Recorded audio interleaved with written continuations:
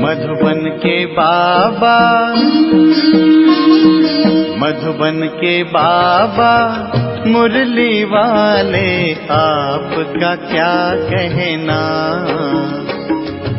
आपका क्या कहना। ओम शांति। आज 19 अप्रैल 2023 के साकार मधुर महावाक्य हैं। आज मीठे मीठे बाप दादा बोले, मीठे बच्चे अब स्वीट होम चलना है, इसलिए पुरानी दुनिया के कर्मों की लेन देन व हिसाब किताब चुकबल से विकर्मा जीत बनो।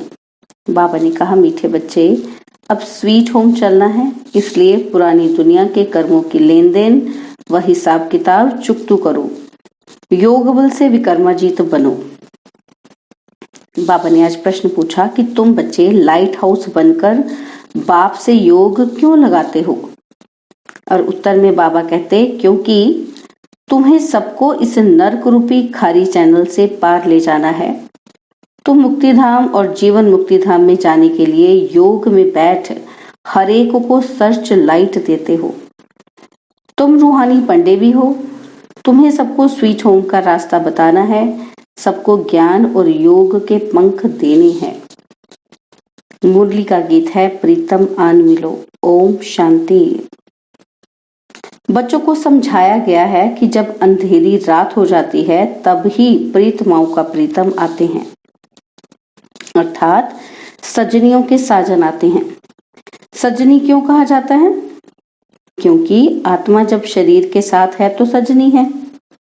सजनियां अपने अशरीरी साजन को याद करती हैं। बाप कहते हैं, बच्चे तुम जानते हो परमपिता परमात्मा परम धाम से आकर इस शरीर में प्रवेश कर पढ़ाते हैं, गुह्य बातें सुनाते हैं। बाप ने समझाया है कि बच्चे अपने को अशरीरी समझो। मैं आत्मा हूं, यह मेरा शरीर है। आत्मा को यह निश्चय हुआ कि अब घोर अंधियारा है, अर्थात दुनिया तमो प्रधान है। यह दुनिया अब विनाश होनी है। बाप आए हैं हमको ले चलने। अशरीरी हो चलने से सन्नाटा हो जाएगा। आत्मा जब अशरीरी बनती है तो घर में सन्नाटा हो जाता है ना।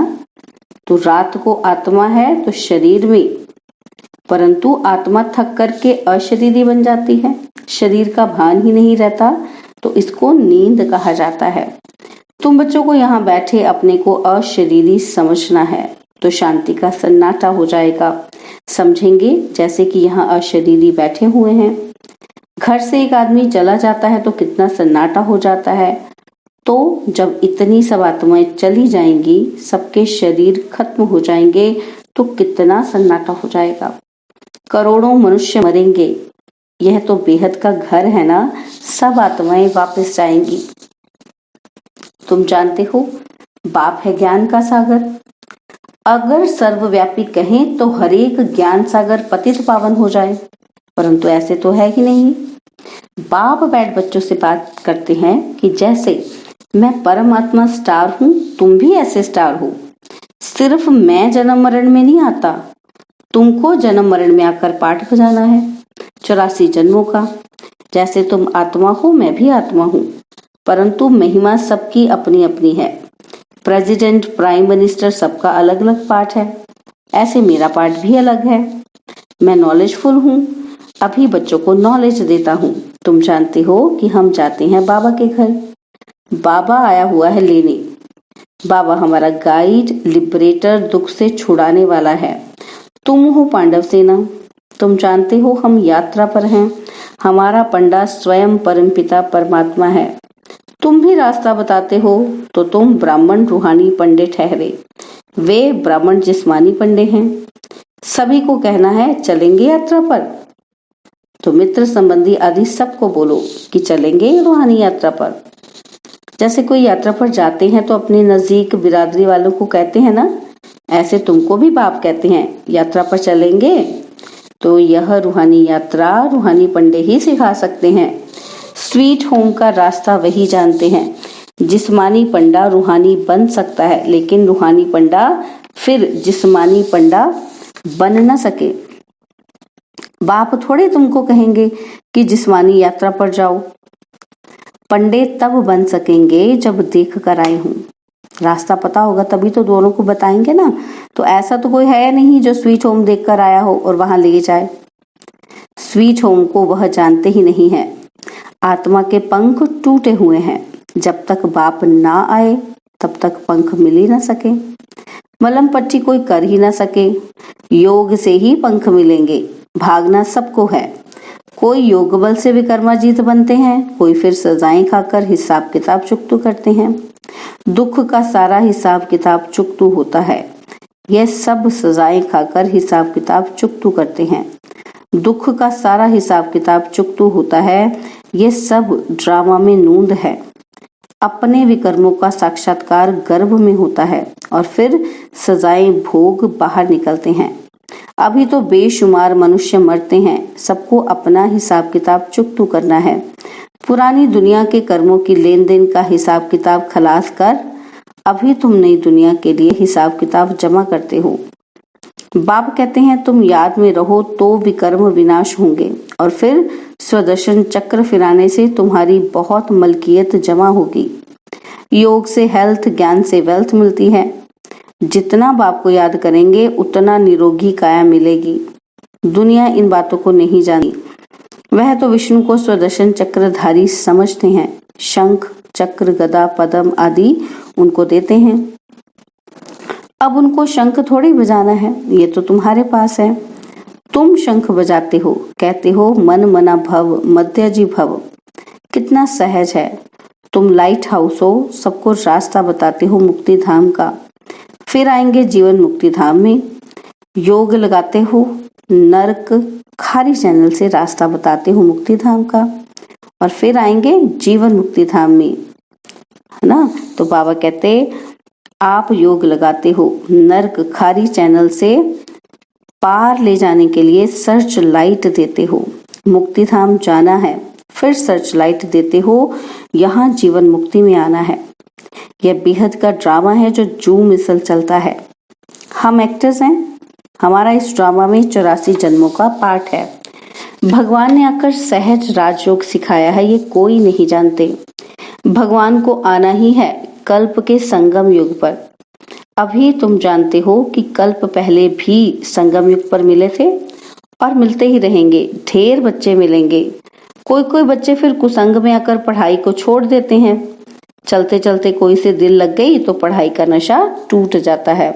ब्रह्मचर्य में पढ़ाई का नशा अच्छा रहता है। कोई विरले शादी के बाद भी पढ़ाई का कोर्स उठाते हैं और फिर कोई तो अच्छी रीति पास कर लेते हैं। कोई को फिर टाइम लगता है क्योंकि विकार में जाने से फिर धारणा नहीं होती। चाहे राज विद्या चाहे रूहानी विद्या, उसकी धारणा आत्मा करती है। बैरिस्ट्री के संस्कार आत्मा में होते हैं तो आत्मा वह संस्कार ले जाती है। फिर जन्म ले बैरिस्ट्री ही पढ़ने लग पड़ेगी। तुमको वहां बैरिस्ट्री, इंजीनियरी आदि पढ़ने की दरकार ही नहीं। ऑटोमेटिकली तुम्हारी बुद्धि सतो प्रधान रहती है। तुम जानते हो कि जैसे कल्प पहले महल बनाए थे ऐसे ही हम जाकर महल बनाने लग पड़ेंगे। ड्रामा वही कराएगा जो कल्प पहले कराया था। कोई मेहनत नहीं करनी पड़ेगी। बाकी भाषा तो सीखनी पड़े। वहां स्कूलों आदि में भी विमानों में जाएंगे। बहुत बड़े बड़े घर होते हैं। समझो कि जितनी एरिया में आबू है उतनी एरिया में एक घर होगा और फिर आबू रोड जितनी एरिया में दूसरा महल होगा। जमीन तो बहुत रहती है। प्रजा को भी बड़ी जमींदारी, बड़े बड़े महल होंगे। अभी भी देखो बंबई में कितने मनुष्य हैं, फिर बंबई होगी ही नहीं, कराची होगी ही नहीं। सब मीठे पानी पर होंगे। नदियां भी सब कायदे अनुसार होंगी। मजाल है कोई नदी उथल खाए। सब तत्व आदि ऑर्डर में रहेंगे। तुम प्रकृति पर विजय पाते हो। 5 तत्वों पर तुम्हारा राज्य चलता है। कभी गुस्ताखी नहीं करेंगे तो बाप की श्रीमत पर चलना पड़े। बाप कहते हैं काम महाशत्रु है, इनको जीतो नहीं तो वर्षा नहीं मिलेगा। इस समय फेल हुए तो कल्प कल्प फेल हो जाएंगे, फिर चांस नहीं मिलेगा। उस पढ़ाई में फेल होते हैं तो दोबारा पढ़ते हैं और यहाँ फिर ये चांस ही नहीं। कल्प कल्प का चांस है। प्राप्ति बहुत ऊंच है। समझाना चाहिए। सन्यासी लोग कहते हैं कि दोनों को पवित्र रहना इम्पॉसिबल है। बोलो नहीं। पॉसिबल है। सन्यासियों के लिए इम्पॉसिबल क्यों है? क्योंकि उनका हठ योग है, घर बार छोड़ कर जाते हैं। फिर भी वही शंकराचार्य आएंगे। भारत पतित होने लगता है तो सन्यासी आकर थमाते हैं। इसकी सेवा का उनको फल मिलता है, जो गवर्नमेंट के भी गुरु बन जाते हैं। तुम बच्चों का तो सबसे बड़ा मान है, तुम्हारी जो आमदनी होती है वह कोई और की हो न सके। जो गरीब हैं, 1 पैसा देते हैं, उन्हें भी महल मिल जाते हैं। प्रत्यक्ष फल का साक्षात्कार दिव्य दृष्टि से होता है। दिव्य दृष्टि दाता आकर तुमको पढ़ाते हैं, नहीं तो एम ऑब्जेक्ट का मालूम कैसे पड़े। इसलिए माताओं को साक्षात्कार कराता हूँ। मीरा ने कितनी तपस्या की, परंतु वह कोई बैकुंठ की मालिक बन न सके। बाप कहते हैं साक्षात्कार मैं कराता हूँ। 1 सेकंड में दिव्य दृष्टि मिलने से बैकुंठ में जाए डांस करते हो। इसमें कोई तपस्या आदि की बात नहीं।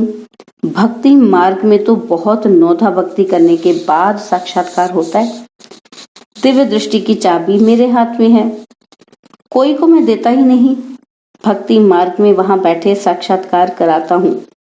तुम बच्चों को तो विश्व का मालिक बनाता हूँ। दुनिया में तो अनेक प्रकार के मनुष्य हैं, कोई धन में मस्त, कोई साइंस में मस्त, कोई किस में मस्त, परंतु तुम्हारे आगे सब वर्थ नॉट अ पैनी है।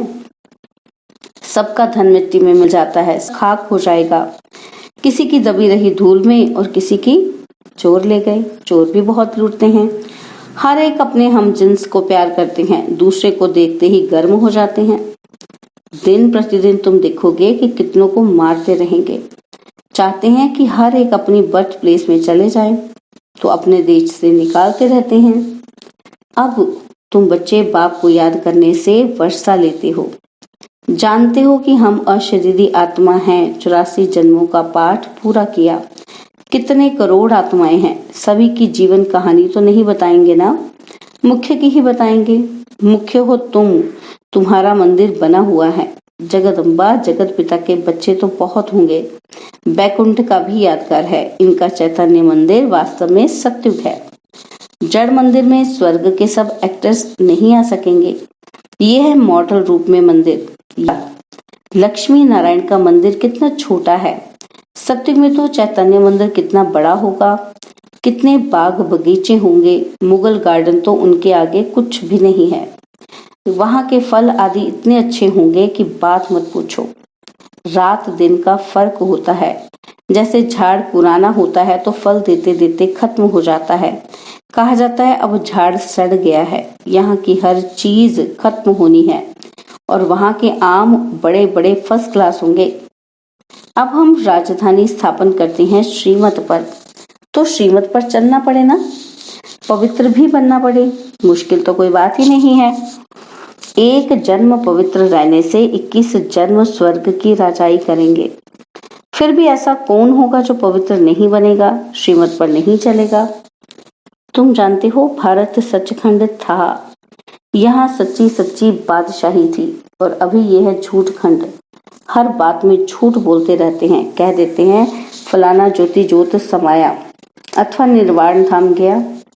अब तुम जानते हो निर्वाण धाम तो रहने का स्थान है। तुम हर एक बात यथार्थ बताते हो। बाप को ट्रुथ कहते हैं। वह सचखंड स्थापन करते हैं। भक्त जन्म बाई जन्म भगवान को याद करते हैं, परंतु उनको भगवान का पता नहीं है। वह प्रीतम अब तुम बच्चों को राज्य भाग्य देकर खुद छिप जाते हैं। तब कहते हैं कि तुम्हारी गतमत तुम ही जानो। तो जरूर कोई भी नहीं जानते हैं। हे प्रभु, तुम्हारी गतमत तुम ही जानो और न जाने कोई। श्रीमत से क्या होगा? गति सदगति वह तुम ही जानो। अब तुम बच्चों को बाप श्रीमत देते हैं कि अपने को आत्मा समझ मुझे याद करो। टीचर ये प्रतिज्ञा कराएंगे क्या कि मैं तुमको बैरिस्ट्री की गद्दी पर बिठाऊंगा? वह तो खुद पढ़कर बैरिस्ट्री की गद्दी पर बैठेंगे। बाप भी कहते हैं कि जितना याद करेंगे तो योग से सब पापों से मुक्त होंगे। याद करने से तुम्हारी आत्मा जैसे मेरे पास आ रही है। अपने पास चार्ट रखना है। कोई का चार्ट आधे घंटे का होगा, कोई का 1.25 घंटे का होगा, कोई का तो 5 मिनट भी नहीं और कोई का तो बहुत अच्छा चार्ट है, यह भी तुमको साक्षात्कार होगा। स्कूल में टीचर अथवा स्टूडेंट खुद भी समझते हैं कितने नंबर में आएंगे। यहाँ तो नंबरवार बिठा ही नहीं सकते, फंक हो जाएंगे। इसलिए अभी माला नहीं बन सकती। माया अच्छे अच्छे को भी नीचे ऊपर कर देती है। श्रीमत पर नहीं चलेंगे तो माया घुसा मार देगी। इसमें है मेहनत।